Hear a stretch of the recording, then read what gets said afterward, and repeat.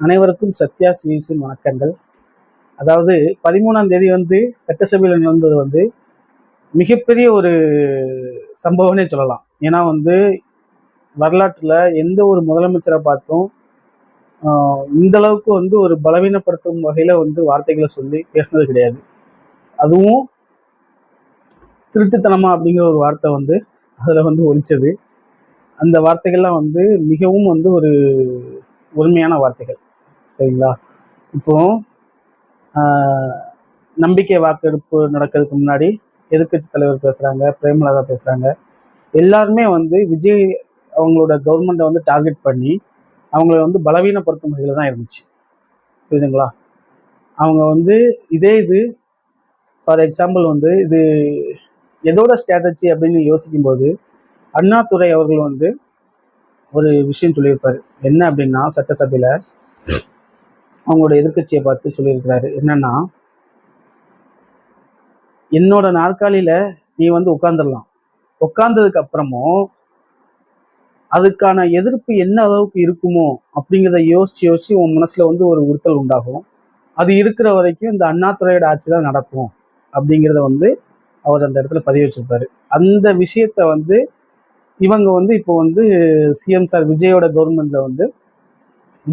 கவர்மெண்ட்ல வந்து பிரதிபலிக்கிறாங்களோ அப்படிங்கிற மாதிரி இருக்குது. என்னன்னா, விஜய் சாரை வந்து முழுக்க வந்து டார்கெட் பண்ணி அவங்கள வந்து பலவீனப்படுத்துற மாதிரி தான் இருக்குது. 13ஆம் தேதி அந்த சட்டசபையில் நடந்த பேச்சுவார்த்தைகளை பார்க்கும்போது முழுக்க விஜய் சாரை வந்து பலவீனப்படுத்துற மாதிரி தான் இருந்துச்சு. குட் அரசியல் மூவ்ல வந்து இது வந்து ஒரு நல்ல மூவ் தான். ஆனா வந்து ஏன் வந்து விஜய் அமைதியா இருக்கிறாரு அப்படிங்கிறதுக்கு வந்து அர்த்தம் தெரியல.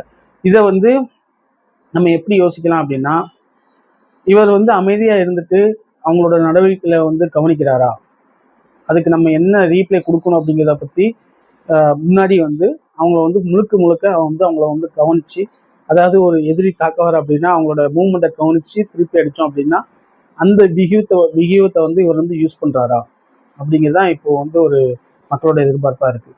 என்னன்னா, அவர் கேட்ட வார்த்தைகள் ஒவ்வொன்றும் அவ்வளவுக்குள்ள வந்து பலவீனப்படுத்தும் வகையில் தான் இருந்துச்சு. ஃபார் எக்ஸாம்பிள் வந்து திருட்டுத்தனமாக நீங்கள் போய் அவங்கள பார்த்ததுக்கான காரணம் என்ன, ஒரு மினிஸ்டரை அப்படிங்கிறது ஒரு விஷயம். ரெண்டாவது வந்து எங்களோட தலைமையிலான அரசில் வந்து இருக்கும்போது அந்த எங்களோட தலைமையில் ஜெயிச்ச எம்எல்ஏஸை பயன்படுத்தானே நீங்கள் ஆட்சிக்கு வந்திருக்கீங்க அப்படிங்கிறத வந்து பதிவு வச்சிருக்காரு. இதுக்கெல்லாம் வந்து விஜய் சார் வந்து எந்த ஒரு பதிலுமே சொல்லலை. அது வந்து பதில் வந்து ஆட்சியில் இருக்குமா அல்லது சட்டசபையில் இருக்குமா அப்படிங்கிறத நம்ம பொறுத்து தான் பார்க்கணும். அதுபோக பிரேமலதா அவங்களும் வந்து ஒரு விஷயம் பேசினாலும் ரொம்ப ஸ்ட்ராங்காக பேசியிருந்தாங்க. அவங்களோட பண்டிட் ஒருத்தரை வந்து ஸ்பெஷல் அட்வைசராக வந்து ப்ரமோட் பண்ணியிருக்காங்க கவர்மெண்ட்ல. அது வந்து எதிர்க்கத்தக்கக்கூடிய விஷயம், அதை நீங்கள் எப்படி பண்ணலாம் அப்படிங்கிறத வந்து ரொம்ப ஸ்ட்ராங்காக வந்து அவங்க சொல்லியிருந்தாங்க. அதை வாபஸ் வாங்கிட்டதாக விஜய் சாரோட கவர்மெண்ட்ல இருந்து ரீப்ளேஸ் வருது.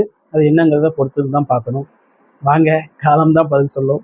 விஜய் சார் வந்து பதில் வந்து ஆட்சியில் சொல்ல போறாரா, அப்படி இல்லைன்னா சட்டசபையில் சொல்ல போறாரா அப்படிங்கிறத பொறுத்து பார்ப்போம். நன்றி, வணக்கம்.